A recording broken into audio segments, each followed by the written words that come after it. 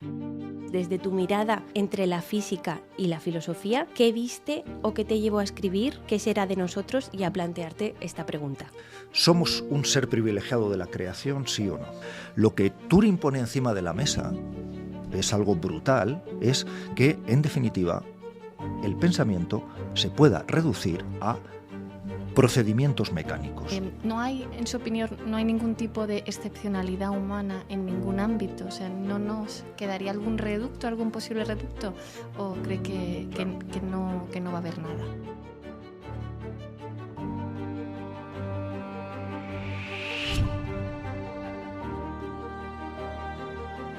Hoy tenemos con nosotras a Juan Antonio Valor, físico y filósofo, profesor titular en la Facultad de Filosofía de la Universidad Complutense de Madrid y decano de la facultad entre 2018 y 2022. Sus líneas de investigación abarcan la filosofía de la ciencia, la historia de la ciencia y la inteligencia artificial, y cuenta con más de 80 publicaciones entre artículos, capítulos y libros. Hoy viene a hablarnos de su último libro, ¿Qué será de nosotros? Cómo la IA transforma a la humanidad.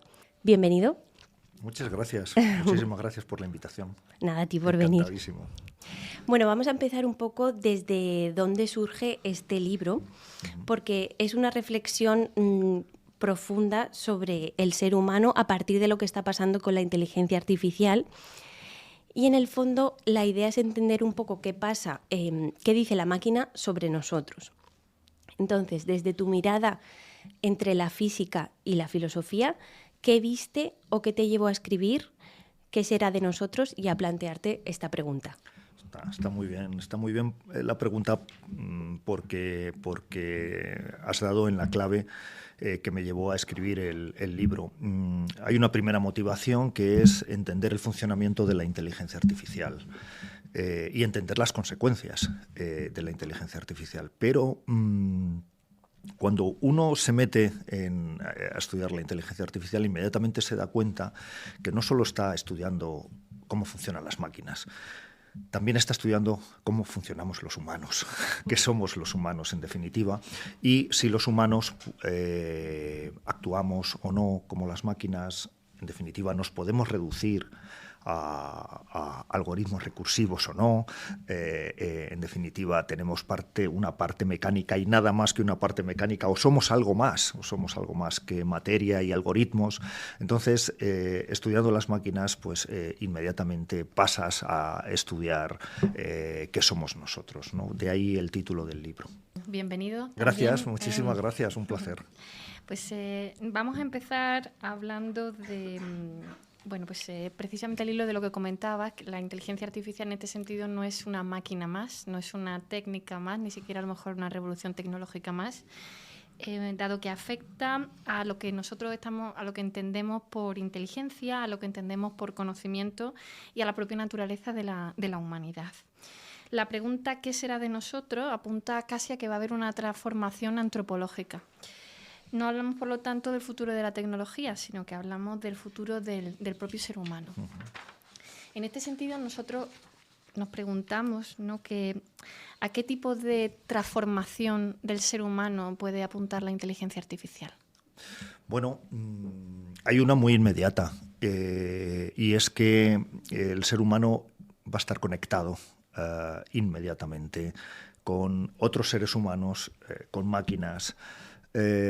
Hay una primera revolución, y es que se está formando un superorganismo distribuido, así es como lo llamo en el libro, y yo creo que este es un tema de especial relevancia, ¿no? Estamos formando en medio de una inmensa conexión entre máquinas, humanos, sistemas de inteligencia artificial, robot humanoides, etc. Estamos formando una inteligencia distribuida, común, compartida, y esto va a cambiar lo que entendemos como ser humano, porque nuestra inteligencia no va a estar en nosotros, va a estar en la red. La inteligencia la vamos a poder ampliar simplemente volcando programación y software de la red en nuestra mente. A esto es a lo que llamo inteligencias prêt-à-porter. Vamos a poder, en definitiva, movilizar con nuestro pensamiento máquinas, proyectos y todo participando pues en medio de un organismo del que vamos a formar parte, pero que va a ser mucho más amplio que nosotros. El ser humano de alguna manera se va a difuminar en un espacio muy amplio del que vamos a formar parte, pero que nos va a superar. Esto cambia efectivamente la noción de lo que es, de lo que somos nosotros, de lo que somos los humanos, ¿no? Y en medio de esta conexión entre humanos y otros humanos y máquinas y otras máquinas, nos va a costar entender qué es lo específicamente humano, ¿no? Esta idea tan filosófica, ¿no?, que se había tenido, ¿no?, nosotros tenemos un contenido, ingrediente especial, tenemos algo que nos diferencia del resto de la creación, no sabemos bien cómo llamar a eso, ¿no? Quizá mente, quizá subjetividad, quizá yo, quizá alma, ¿no? Bueno, pues efectivamente nos damos cuenta de que quizá no haya nada de eso, no seamos tan especiales, sino que seamos simplemente un producto más de la creación, más complicado, mucho más sofisticado, pero quizá no tengamos nada especial y precisamente porque no tenemos nada especial, pues tenemos la posibilidad de conectarnos con otros seres de la creación, naturales y artificiales, y formar un todo mucho más amplio que cada uno de nosotros, ¿no? A esto apunta la reflexión acerca del ser humano, ¿no? En último extremo, me ha motivado este punto de manera muy especial. ¿Somos un ser privilegiado de la creación, sí o no? ¿Tenemos un contenido, ingrediente que nos hace distintos, sí o no? Esto que ha dicho la filosofía tradicionalmente y la cultura europea, en la cual estamos insertos, ¿no?, de que tenemos algo que nos distingue, algo que nos diferencia. ¿Esto es así, sí o no? Bueno, pues el proyecto de inteligencia artificial, esta manera de desarrollar las máquinas como las estamos desarrollando, nos interpela de nuevo y parece que nos lleva a pensar pues que no tenemos nada especial y que, en definitiva, vamos a formar una inmensa comunidad pues con otros seres humanos, con otras máquinas, todos conectados, un superorganismo distribuido. Exacto. Me parece una sugerencia, una hipótesis filosófica muy, muy provocativa, muy interesante. Me gustaría llevarla un poco a la práctica, ejemplos concretos, ¿no? Ha desarrollado un par de conceptos, la idea de superorganismo distribuido, la idea de una inteligencia prêt-à-porter. Entonces, ¿cómo se imagina entonces, más concretamente, para bajarlo a tierra, cómo se imagina estos conceptos, de qué manera esto lo vamos a poder vivir, en qué ejemplos concretos se le ocurren? Bueno, si lo pensamos un poco, ya estamos insertos en este superorganismo, ¿no?, a través de un intermediario que es el teléfono móvil. El teléfono móvil, de manera inmediata, nos está conectando con todos los seres humanos, con todos los usuarios que están en ese momento conectados en la red, pero también nos está conectando con programas que están en medio de esa red. Nos está conectando con entidades no humanas. Bueno, sin ir más lejos, el ChatGPT. Claro. ¿Quién no habla hoy en día con ChatGPT? Claro, efectivamente. Pero también podemos darnos cuenta de algo, y es que ya hay entidades no humanas que están ahí en la red, que están comunicándose con nosotros, con las que estamos conviviendo, que están determinando nuestra actuación, que están determinando nuestro comportamiento, en medio de las cuales nos estamos socializando, en medio de las cuales estamos adquiriendo una determinada concepción del mundo y de nosotros mismos. Todo esto ya se está produciendo en la red, ¿no? A través de un intermediario que es el teléfono móvil, ¿no? Hablo de entidades no humanas, daos cuenta de lo que os estoy diciendo, es interesante esto, ¿no? Entidades no humanas son programas que tienen absoluta independencia de sus creadores y que tienen absoluta independencia como para actuar con otros usuarios de la red, con arreglo a las propias reglas que el programa se da a sí mismo. ¿Daos cuenta de lo que os estoy diciendo? Estamos en medio de esto. De hecho, lo que se calcula... ¿En qué sentido dices lo de las propias reglas que se da a sí mismo? Sí, el programa, por ejemplo. Eso es muy interesante. De hecho, ahora mismo se dice que el 50% del tráfico que se produce en la red está generado por entidades no humanas. Sí, ¿no? eso... ¿En qué sentido se dan a sí mismo sus propias reglas? ¿En qué sentido ellos mismos interactúan en medio de la red conforme a las reglas que se dan a sí mismos? Pues muy sencillo. Cuando un programador hace un programa y ese programa lo pone en la red, una millonésima de segundo después, en función de los millones y millones y millones de datos disponibles, el programa ha cambiado sus reglas, pero las ha cambiado él mismo. Claro. De tal manera que el propio programador no sabe qué está haciendo ese programa, no sabe qué está haciendo ese software. Si a ese programador le pedimos que nos explique qué pasos va a dar ese programa y qué actuación va a generar ese programa en medio de la red y cómo se va a comportar ese programa en medio de los humanos que están tratando con él, ese informático, ese programador no nos va a poder responder. El programa mismo es capaz de cambiar sus reglas en función de los millones y millones de datos que está procesando por millonésima de segundo, ¿no? Sí, por eso van cambiando las respuestas, o sea, la misma pregunta. Efectivamente. Entonces, hay un momento de completa independencia de los programas, de estas entidades no humanas. Hay un momento en que estas entidades no humanas de pronto comienzan a actuar con nosotros, a hablar con nosotros, a hacernos recomendaciones de películas, o de series, o de ropa, o con absoluta independencia de sus creadores, ¿no? Claro, entonces, pero también porque fueron creados también para ello, ¿no? O sea, para hacerte un algoritmo Netflix de qué películas te gusta y tal, ¿no? O sea, me refiero que, o sea, no sé hasta qué punto existe una autonomía real de, por ejemplo, el algoritmo de TikTok, Instagram. Me refiero que fueron creados con una intención y ellos hacen para lo que fueron hechos. Me refiero a estos programas. Si hablamos ya más de la parte de IA generativa, sí que puedo ya entrar más en lo que estás comentando. Sí, hay distintos niveles de inteligencia artificial. Efectivamente, este nivel de las recomendaciones, de los algoritmos de recomendación, en el fondo es un nivel muy bajo de inteligencia artificial.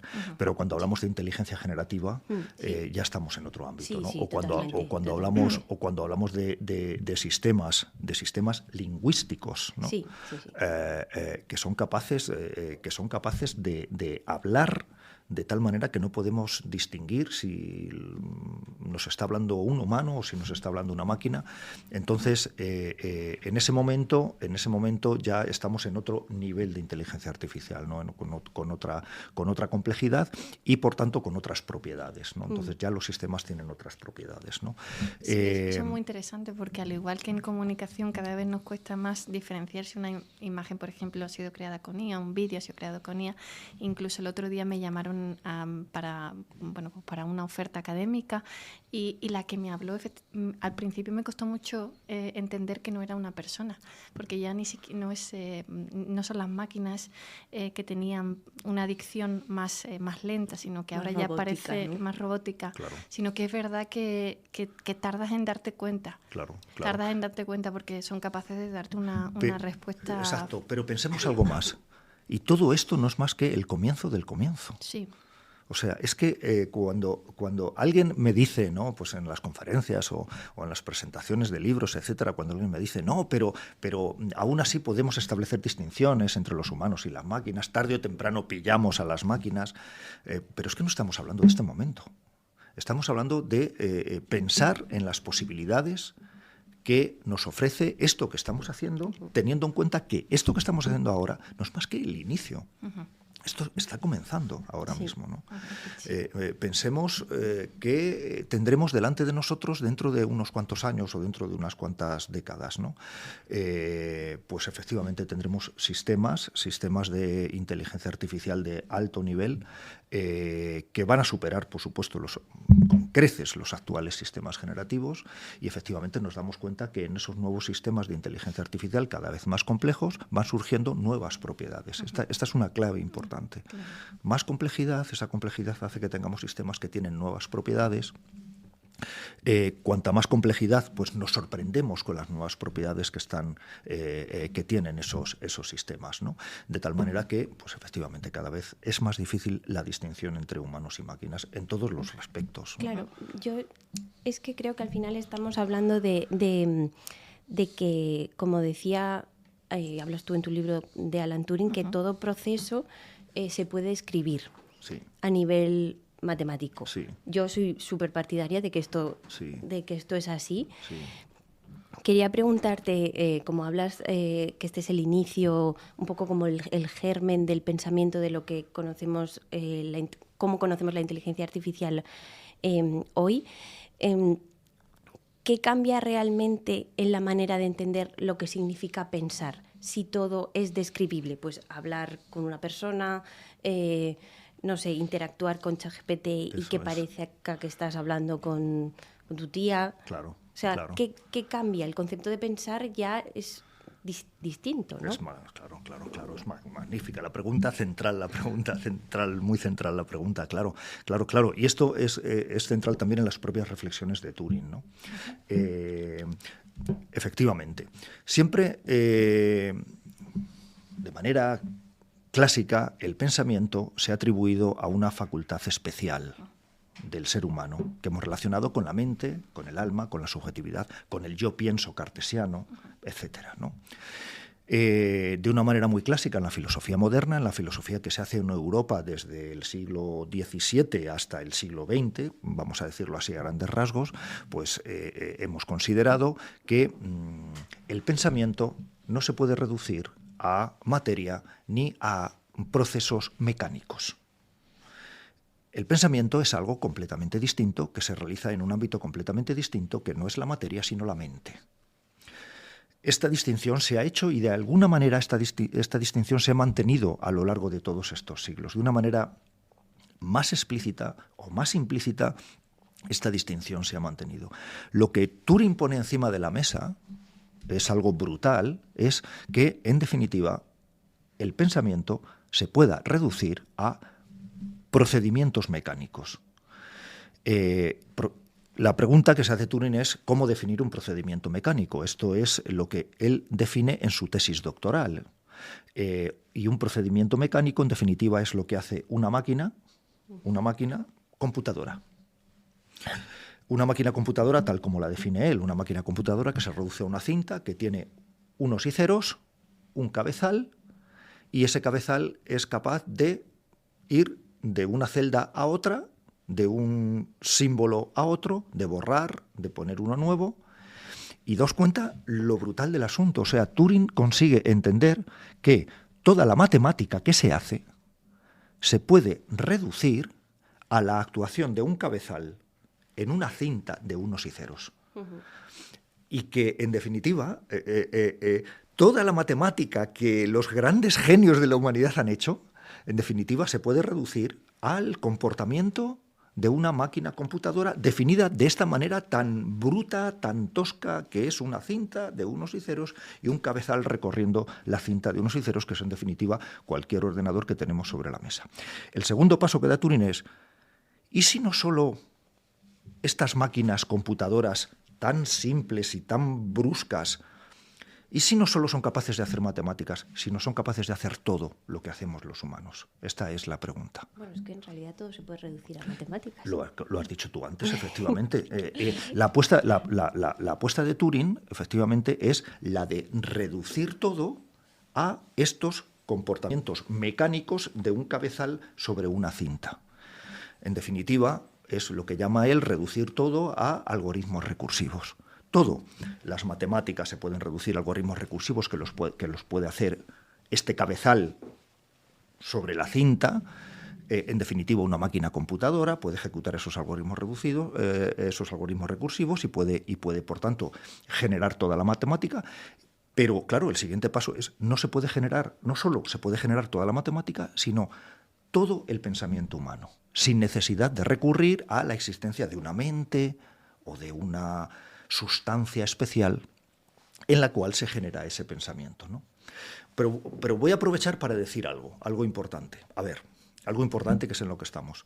Turing no dice, esto lo subrayo mucho en el libro y creo que es importante destacarlo, Turing no dice que todo lo que hacemos los humanos y todos los pensamientos que tenemos los humanos se puedan reducir a algoritmos recursivos. No dice eso.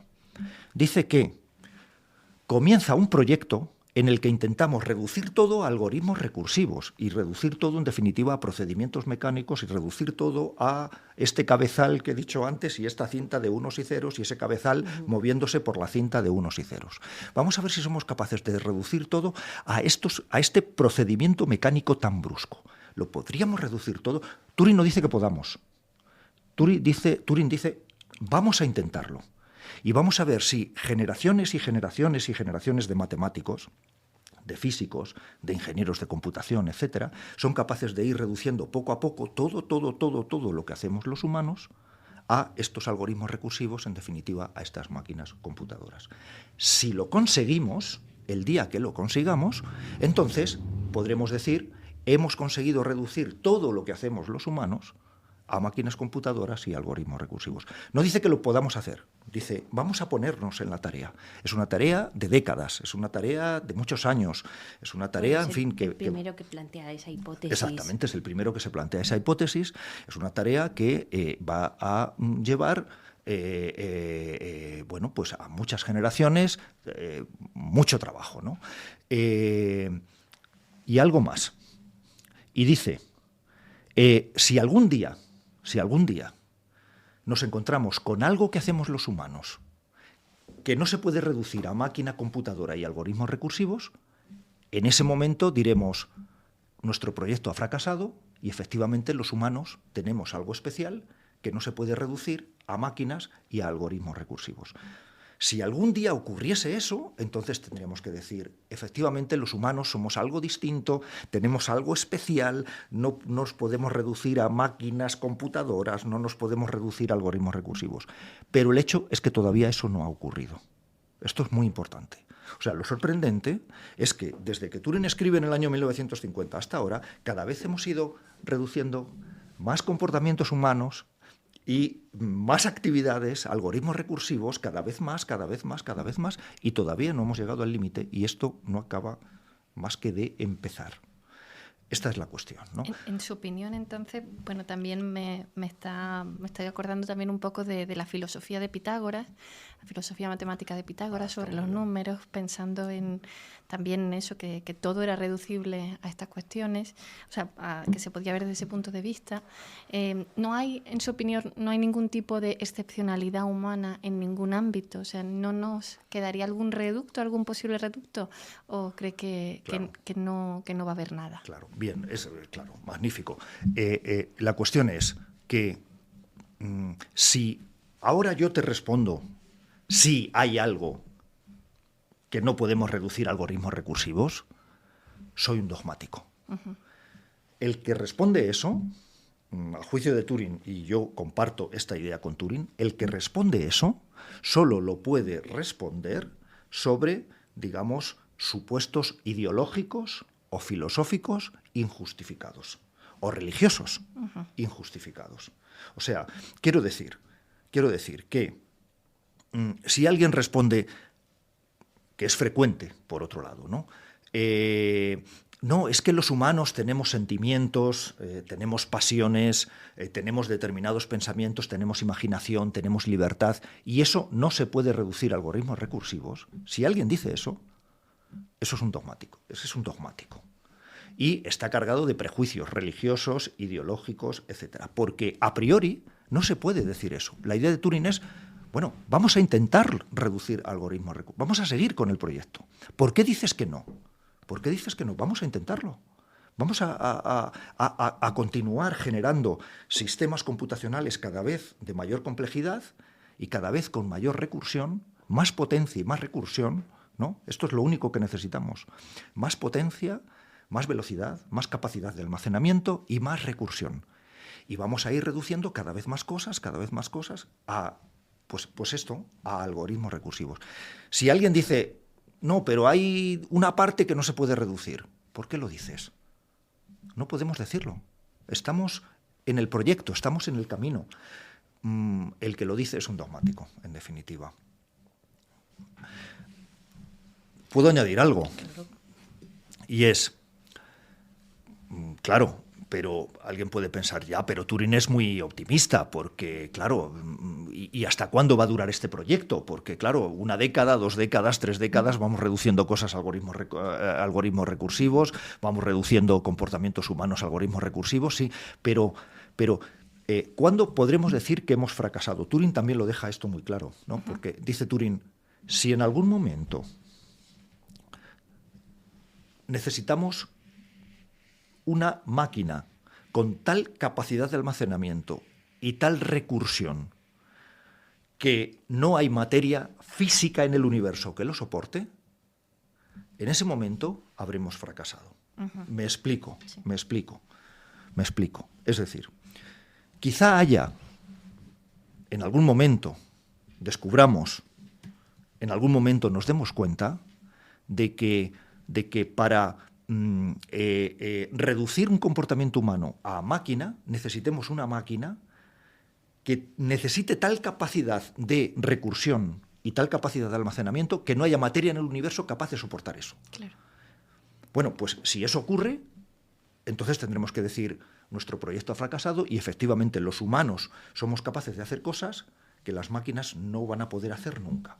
Pero hasta que no llegue ese momento, y ese momento todavía no ha llegado, y parece que está muy lejos porque la computación cuántica todavía va a suponer un paso adelante más brutal, hasta que no llegue ese momento, quien diga, no, la libertad no se puede reducir a algoritmos recursivos o los sentimientos no se pueden reducir a algoritmos recursivos, pues es un dogmático.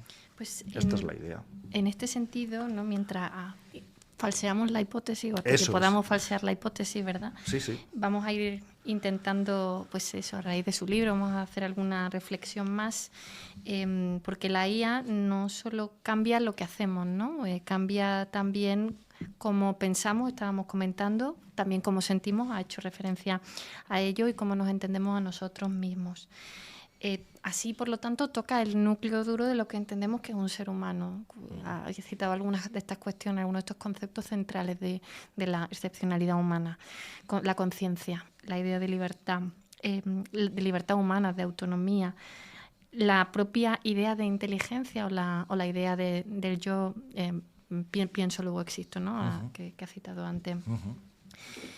Entonces, le quería preguntar también en este sentido cómo incluso la inteligencia artificial cambia la plasticidad del cerebro. Y quería preguntarle que cómo observa que quizá en estas generaciones de transición, pero nos interesaría también saber a las generaciones futuras en qué sentido la inteligencia artificial puede cambiar la existencia de la autonomía del ser humano y su manera de pensar la plasticidad de su cerebro, ¿no? Bueno, a ver, lo primero, cuando hablamos de conciencia, autoconciencia, libertad, etcétera, la idea que se defiende desde la inteligencia artificial es que todo eso son propiedades emergentes de sistemas de alta complejidad algorítmica. Entonces, a ver, podemos hablar de libertad, perfecto. Podemos hablar de conciencia y de autoconciencia, perfecto. Reconocemos que eso nos caracteriza a los seres humanos. Por supuesto, yo no niego que los seres humanos seamos libres, ni que tengamos conciencia ni autoconciencia. ¿Cómo vamos a negar eso si somos capaces de reconocerlos nosotros en nosotros mismos? Lo que dentro del proyecto de inteligencia artificial negamos es que esas cosas sean propiedades de una esencia especial que tenemos los humanos. Más bien tendemos a considerar que todo eso surge como propiedades emergentes, y se llama así, propiedades emergentes, en sistemas de alta complejidad algorítmica. Esta es la clave. Entonces, de la misma manera que las partes ínfimas de la materia no son sólidas, pero juntas todas las partes de la materia componen una mesa, y esa mesa tiene como propiedad la solidez o la rigidez, esos son propiedades emergentes, pues de la misma manera los sistemas algorítmicos complejos, conforme van aumentando su complejidad, pues van adquiriendo nuevas propiedades. Y pensamos que la libertad o la conciencia o la autoconciencia o los sentimientos pues no son más que propiedades de esos sistemas altísimamente complejos. Por tanto, la diferencia entre estos sistemas computacionales y nosotros no es cualitativa, sino cuantitativa. No cualitativa, no hay una diferencia de cualidad. Esencialmente somos lo mismo, solo que cuantitativamente somos mucho más complejos nosotros, y al ser mucho más complejos, entonces adquirimos nuevas propiedades emergentes que no tienen otros sistemas más complejos. Menos complejos, perdón. A propósito de esto, querría decir algo también.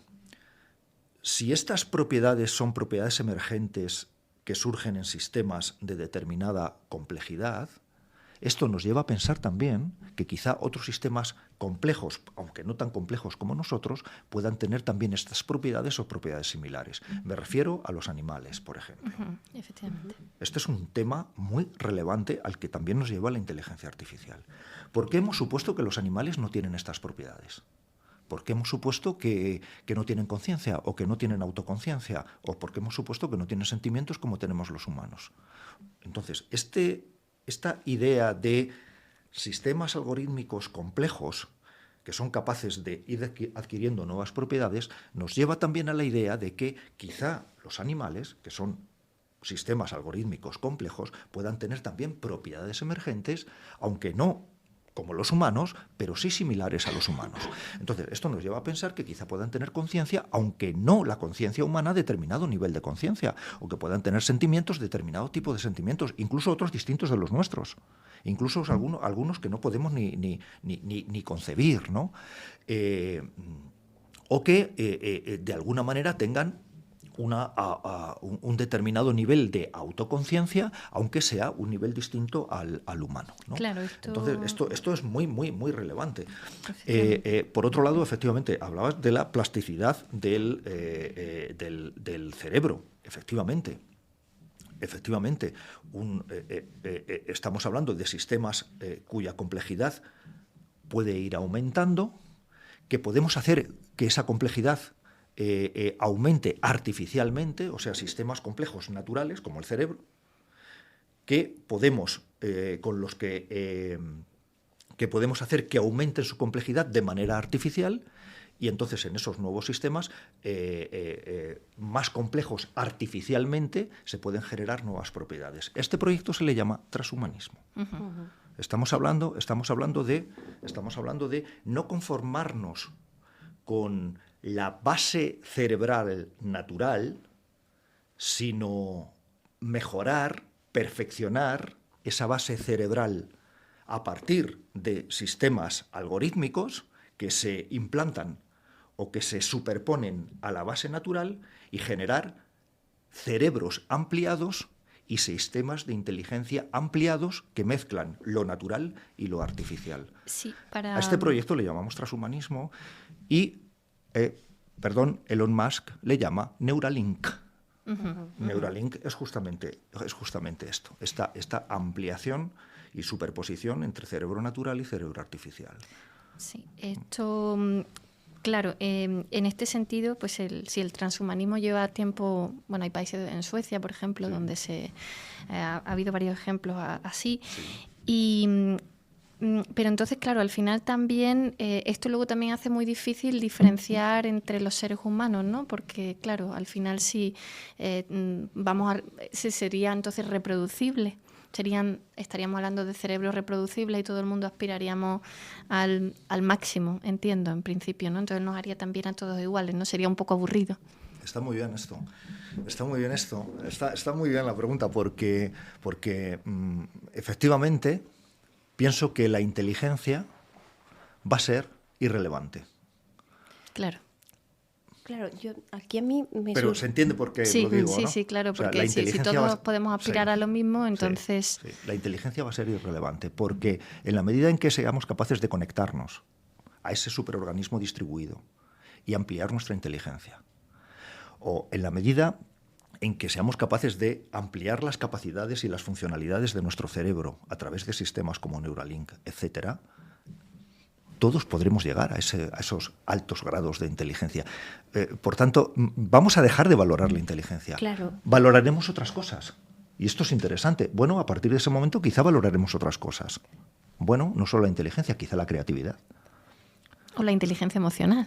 Efectivamente. O quizá la valoración pase por las emociones, efectivamente, o pase por otros ámbitos que se han desatendido porque hemos priorizado la inteligencia. De forma clásica. Sí. A ver si consigo hacer la pregunta correctamente, porque es una pregunta que se me acaba de ocurrir, entonces no la tengo aquí. A ver, estáis hablando de que la inteligencia artificial pues cambia la plasticidad del cerebro y a la vez el proyecto este de transhumanismo que nos hace como súper inteligentes, pero a mí me viene una reflexión interna y es que a pesar de que nosotros estemos elaborando o desarrollando inteligencias supremas con la cuántica y demás, a mí me da la sensación que el hecho de generar, o sea, la inteligencia humana está como quedándose muy por debajo, es decir, como que me da la sensación de que estamos haciéndonos más tontos. Es como una paradoja, en plan, estoy creando una cosa como muy grande, en plan, muy inteligente, pero a la vez yo, incluso en mis propias carnes, de delegar ciertas tareas que antes me requerían un esfuerzo y ahora no, y es verdad que ahora se valoran otras como quizás la creatividad o la supervisión. Eso es. Pero de alguna manera siento que está dejándome menos inteligente, a la vez que se están creando superinteligencias. Entonces, de alguna manera me viene una contradicción. Sí, está muy bien. Lo entiendo perfectamente lo que dices. Y esto me lleva a las reflexiones de Chulhan por un lado, de Ortega por otro lado. Y vamos a ver, sí, pero es que estamos en un momento en que lo natural y lo artificial no se va a distinguir. Porque tu pregunta tiene sentido y efectivamente genera preocupación si establecemos una separación tajante entre lo natural y lo artificial. Y entonces, tú lo que estás diciendo es, por aquí sigue lo natural, el cerebro natural empobrecido cada vez más, y por aquí la inteligencia artificial enriquecida cada vez más. Mientras más se enriquece la inteligencia artificial, más se empobrece la inteligencia natural, ¿no? Es a lo que apuntas, ¿no? Sí, sí. Pero eso exige previamente la separación entre inteligencia natural e inteligencia artificial. Pero vamos a un mundo, estamos ya de hecho en un mundo en que esa separación va a dejar de tener sentido, la separación entre inteligencia natural e inteligencia artificial. Y va a tener sentido en la medida, como decía al principio, en la que vamos a estar continuamente participando en un superorganismo distribuido, en una inteligencia distribuida. Todos vamos a ser partícipes de esa inteligencia distribuida a la que vamos a tener acceso. Bueno, ahora tenemos acceso a través del móvil, pero va a llegar el momento en el que vamos a tener acceso de manera inmediata a través de determinados, en fin, de determinadas prótesis o etcétera, ¿no? A través de determinados implantes en nuestro cerebro, etcétera, ¿no? Entonces, bueno, efectivamente, quizá perderemos habilidades, perderemos destrezas, perderemos capacidades naturales, pero, por otro lado, seremos capaces de potenciar otras o incluso adquirir otras completamente nuevas y que no habíamos imaginado, en la medida en que estamos conectados de alguna manera a esa inteligencia, a esa gran inteligencia distribuida, ¿no? Y esto me lleva a la siguiente reflexión, que estamos disolviendo la separación entre lo natural y lo artificial. Esta es la clave. De alguna manera siempre ha sido así. Precisamente Ortega y Gasset nos recuerda en las meditaciones sobre la técnica que si algo caracteriza al hombre es estar necesitado permanentemente de técnica, como decía él, o de tecnología, como diríamos nosotros, ¿no? Es que ya desde siempre lo humano y lo tecnológico han estado unidos.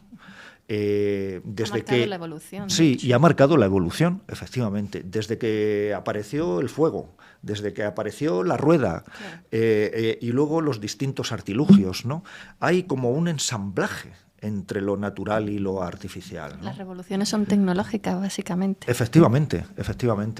Entonces, esto que está ocurriendo ahora, bueno, pues esto que está ocurriendo ahora nos está llevando a potenciar todavía más esa relación entre lo natural y artificial y generar, digamos, una inseparabilidad entre lo uno y lo otro, ¿no? Esto ya lo reconocía Ortega a principios de siglo, y a propósito de esto puedo decir algo también por lo que estábamos comentando. En el fondo, contra esto pelea Chulhan en sus últimas publicaciones, ¿no? Chulhan nos invita a recuperar un mundo estrictamente humano, un mundo pretecnológico, un mundo en el que alguna vez estuvimos y en el que alguna vez nos reconocimos como propiamente humanos y que se está perdiendo a toda velocidad y cada vez más, ¿no? Pero yo estoy muy en desacuerdo con Chulhan, porque creo que ese mundo al que se refiere nunca ha existido. Nunca ha existido ese mundo, digamos, idílicamente humano, estrictamente humano, completamente separado de la técnica o de la tecnología. Por el contrario, yo estoy de acuerdo con Ortega y Gasset cuando dice que en el fondo los humanos somos monstruos. Y en el fondo los humanos somos monstruos significa que estamos permanentemente necesitados de tecnología y que ese mundo ideal en el que los humanos fuimos solo humanos y nada más que humanos, ese mundo ideal nunca existió, ¿no? Bueno, es una polémica interesante que nos lleva pues a debates de actualidad, ¿no? Uh-huh. Me ha gustado mucho la reflexión que lo natural y lo artificial cada vez se van difuminando, ¿no? Sin embargo, si miramos a cómo está el mundo, cada vez vemos más separación, ¿no? Quizás vemos un mundo más polarizado, vemos cada vez más diferencias. Yo vengo del campo geopolítico, vengo de las relaciones internacionales y, claro, al final yo siempre me pregunto que quién controla qué y para qué. Por ejemplo, pues cuando habla de un poder tan importante como el de una inteligencia distribuida, sí. Desde mi disciplina siempre la pregunta sería ¿quién tiene acceso a esa inteligencia distribuida? ¿Quién decide cómo es esa inteligencia distribuida y cómo la usa? Sí. Entonces, ahora estamos en un cambio de orden global, en un cambio de orden mundial y me ha gustado, me gustaría escuchar un poquito que nos desarrollara cuando ha comentado en alguna de sus entrevistas que también observa este cambio y que además lo visualizan en varios ámbitos. En el cambio, un cambio de racionalidad, un cambio en la moral y un cambio en la política. Entonces me gustaría saber ¿cómo ve usted cómo ve este nuevo orden?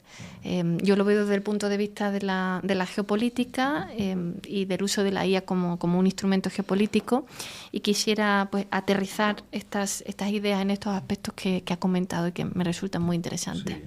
Bueno, desde el punto de vista de la geopolítica hay muchísimos temas muy interesantes que comentar. Bueno, por sacar algunos, ¿no? Y podríamos hacer una mesa solo para hablar de estos temas. Por sacar algunos. Primero, hay dos superpotencias de la inteligencia artificial. Sí. Solo dos. Kai-Fu Lee, que es, en fin, fue director de Google en China, pensador reconocido y además un supermillonario chino, también escritor reconocido. Kai-Fu Lee tiene un libro que se titula Superpotencias de la inteligencia artificial y lo deja bien claro. Solo hay dos. Son dos. Solo hay dos, Estados Unidos y China, ¿no? tenemos que pensar los europeos cuál es nuestro papel. Esto es muy importante, ¿no? Y más vale que lo pensemos pronto, porque creo que como nos descuidemos, nos quedamos definitivamente fuera. Me preocupa otro aspecto, y es que efectivamente todavía Europa discute estas cuestiones y piensa estas cuestiones, pero bueno, recientemente he estado viajando por Latinoamérica y hablando de estas cuestiones por Latinoamérica, y me doy cuenta de que al día de hoy no solo África se ha descolgado ya definitivamente. Latinoamérica está completamente descolgada de esto que está ocurriendo en relación con el desarrollo de la inteligencia artificial. Por tanto, ya no solo nos tiene que preocupar África, ¿no? Nos tiene que preocupar también Latinoamérica. Ahora mismo Latinoamérica tiene en fin, otros problemas que abordar, efectivamente, y es comprensible, pero se está quedando fuera de todo este desarrollo. Esto por un lado. Por otro lado, vamos a un mundo en el que se están generando brutales desigualdades, porque a diferencia de lo que ocurrió con la revolución industrial, aquí quien gana se lo lleva todo. En la revolución industrial hubo muchos ganadores y hubo muchos países que ganaron en primer lugar y otros países que ganaron en segundo lugar, ¿no? Había efectivamente países desarrollados, países altamente industrializados, pero también había países que con posterioridad pues aportaban mano de obra más barata o aportaban una industria más barata, y esos países fueron pues poco a poco en fin, saliendo de la pobreza y alcanzando un determinado nivel de vida. Pero es que ahora ya no se necesita eso. Quien gana se lo lleva todo significa se lleva toda la riqueza tecnológica, se lleva toda la riqueza económica y no necesita de otros para generar esa riqueza, porque no se necesita mano de obra, porque no se necesita maquinaria, porque no se necesita industria, porque no se necesitan... En la revolución industrial... No se necesita talento sí es uno de los factores. Sí, efectivamente, se necesita talento, y ese talento se encuentra efectivamente entre los ganadores. Los ganadores ganan económicamente, ganan científicamente, ganan tecnológicamente, eso atrae el talento genera nuevos productos ganadores, más riqueza, que atrae más talento, que genera más riqueza, que atrae más talento, y esto es lo que está ocurriendo en dos zonas del planeta, y el resto de las zonas se están quedando completamente descolgadas, ¿no? Esto es muy preocupante. Y por otro lado, el nuevo orden, en términos también, por ejemplo, de moral y de política, ¿hacia dónde cómo lo visualiza? Sí, bueno... Varoufakis, en su último libro, que se titula Tecnofeudalismo... Ah, sí, lo he leído. Pues lo cuenta muy bien, ¿no? Se están generando feudos, grandes señores tecnológicos, que son los que están controlando las sociedades. Sí. Y son los que están generando siervos en esos feudos. Los siervos somos nosotros, no todos nosotros que somos usuarios, que estamos en medio de la red, que estamos generando riqueza, pero riqueza para los grandes señores. Nosotros realmente estamos trabajando por muy poco, ¿no? Sí, porque, por ejemplo, los datos la riqueza de los datos es un tipo de poder soberano que se tiene que reivindicar. Sí, efectivamente. Vamos a poner un ejemplo muy concreto. En medio del capitalismo incipiente e ingenuo de los siglos XVIII y XIX, luego todo esto se ha complicado más, uno lleva sus productos libremente a una plaza para venderlos, les pone libremente un precio, libremente van los compradores compran libremente una cosa u otra, en función de eso se generan, en fin, los precios, etc. Todo eso con un requisito que era la libertad, ¿no? Libertad de vendedores, libertad de compradores, libertad de mercado. Pensemos en lo que está ocurriendo ahora, por ejemplo, con Amazon. Amazon determina quién vende. Amazon determina a los compradores para comprar determinadas cosas. Amazon pone el precio. Amazon construye la plaza pública a la que van vendedores y compradores. Amazon construye el mundo de nuestros deseos. Amazon nos determina a la hora de comprar, a la hora de actuar, a la hora de... Es decir, vivimos en el feudo de Amazon. Vivimos dentro de ese feudo, ¿no? Es la tesis de Varoufakis. Vivimos dentro de un mundo que han construido otros. Y Varoufakis habla de feudalismo porque somos incapaces de vivir fuera de ese mundo que otros han construido. No sabemos cómo vivir fuera, de la misma manera que los siervos no sabían vivir fuera de su feudo y por tanto ocurría que aunque les dieran libertad, eran incapaces de salir de su ámbito de servidumbre porque no podían imaginarse otra vida fuera de la esclavitud que tenían. De la misma manera nos está ocurriendo a nosotros. Estamos completamente determinados por grandes señores feudales que son los que construyen nuestra vida, nuestro mundo, y somos incapaces de imaginar una vida fuera de ahí, ¿no? Entonces, efectivamente, esto está cambiando las reglas del juego. Las reglas del juego ya no nos las estamos dando nosotros a nosotros mismos, sino que nos las están dando otros, nos las están dando estos grandísimos señores feudales. De alguna manera, esto significa, y es lo que estamos viviendo ahora, el fin de la Ilustración. La Ilustración era ese proyecto en virtud del cual nosotros nos autodeterminábamos a nosotros mismos. Ahora lo que está ocurriendo es que son otros los que nos están determinando desde muchos puntos de vista, desde el punto de vista del comportamiento, desde el punto de vista del consumo, desde el punto de vista económico, desde el punto de vista de las relaciones, etcétera, ¿no? Efectivamente, el ideal ilustrado de Europa en este mundo tiene difícil cabida, ¿no? Bueno, y esta es la cuestión de fondo. ¿Qué hacemos? Desde este punto de vista, Trump no es la causa, Trump es el síntoma. Trump es el síntoma de algo, de unas fuerzas que están actuando por debajo. Esas fuerzas tienen que ver con estos grandes señores feudales que son los grandes constructores de mundos y son los que, en función de esas construcciones, determinan su poder. El poder lo tienen ellos, el poder no lo tenemos nosotros. Entonces hay aquí efectivamente una lucha, yo creo que muy interesante, entre este tecnofeudalismo que se está generando y que a mi modo de ver representa de una manera clara Trump y esta política de Estados Unidos que estamos viendo ahora, y por otro lado el viejo proyecto europeo ilustrado, el viejo proyecto de la Ilustración. Que pone más énfasis en cuestiones como la ética, los derechos, tiene un modelo de gobernanza muy diferente. Efectivamente, que pone énfasis en la democracia, que pone énfasis en los ciudadanos, que pone énfasis en la autodeterminación de nosotros mismos, que pone énfasis en los espacios libres, públicos, que nos permitan discutir ideas, que nos permitan intercambiar opiniones y, en definitiva, espacios políticos, democráticos, que nos permitan autodeterminarnos, ¿no? Entonces, efectivamente, este conflicto está operando ahora, ¿no? de una manera muy clara. A mi modo de ver, Europa tendría que apostar por lo que nos define, que es la Ilustración. Europa debería apostar de una manera decidida por la Ilustración y hacer compatible un desarrollo tecnológico con este proyecto humanista e ilustrado, ¿no?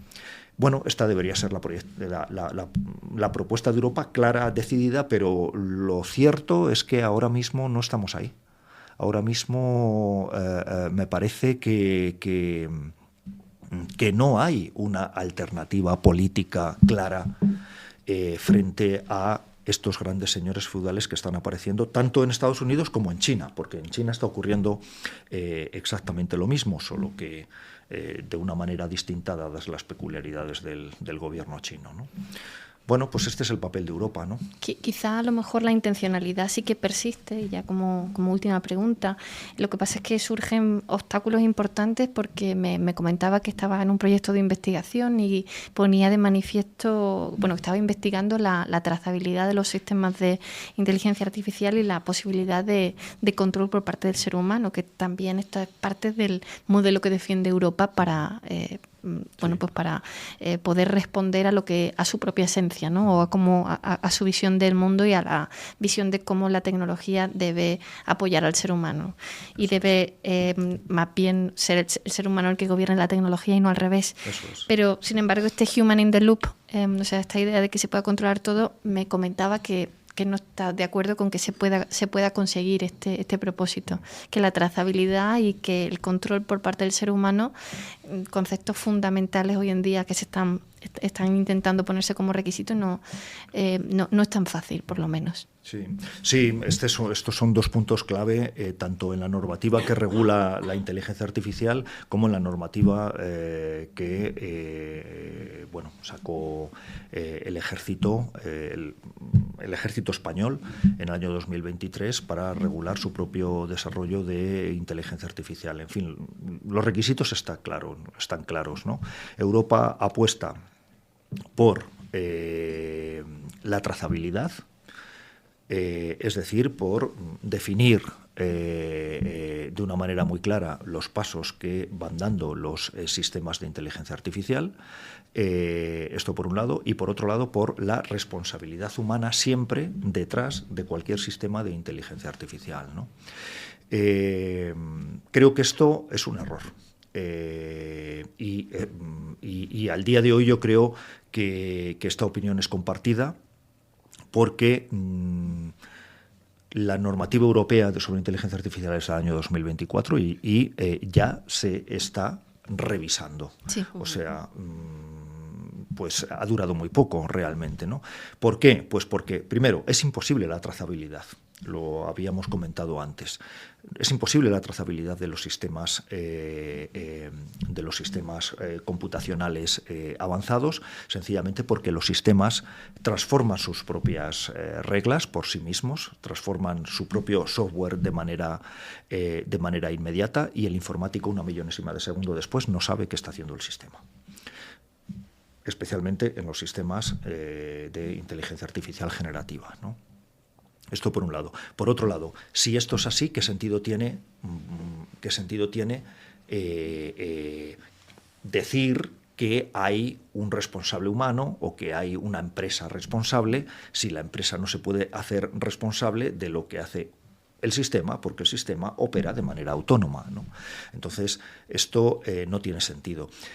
Esta regulación no tiene sentido apoyada sobre estos pilares. Habrá que pensar en otro tipo de regulación. En algún foro en el que compartíamos estas opiniones, en fin, abogados y académicos del ámbito del derecho, pues llegábamos a la conclusión de que habría que legislar no a priori, sino a posteriori. Y esto yo creo que es importante. Es decir, dejar máxima libertad para que se desarrolle la investigación en inteligencia artificial, máxima libertad, sin exigir trazabilidad, sin exigir responsabilidad humana, máxima libertad en este punto, y luego evaluar las consecuencias de los productos. Esta es la clave. La clave es no legislar a priori, no legislar sobre la propia tecnología, sino legislar sobre los productos de la tecnología, sobre las consecuencias de la tecnología, ¿no? Claro, pero por ejemplo en las armas autónomas esto es muy delicado, sí, porque claro, sí, si un arma ha matado a alguien no podemos legislar después sin saber la responsabilidad, igual, ¿no? Con algunos límites, ¿no? O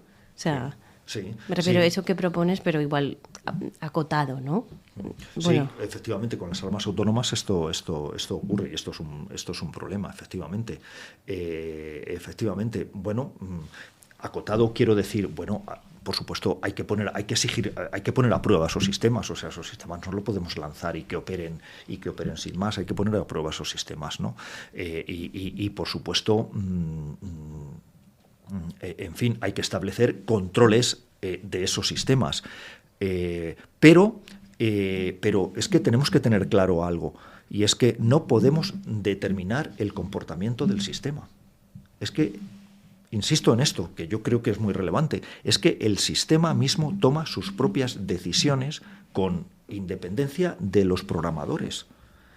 Entonces, ante esto, ¿qué es lo que se puede hacer? Pues ante esto lo que se puede hacer es, efectivamente, evaluar las consecuencias y retirar esos sistemas. No retirar, digamos, el desarrollo científico y tecnológico, sino retirar los productos. El uso, claro. Efectivamente, los productos que se han generado. Como ahora con el modelo de Mythos, ¿no? Y Anthropic. Sí, lo frenamos porque vemos, supuestamente el potencial que tienen. Ese es un buen ejemplo, efectivamente. Ese es un buen ejemplo de evaluación de las consecuencias, efectivamente. O sea, no continuamos por aquí una vez evaluadas las consecuencias, efectivamente. Sí.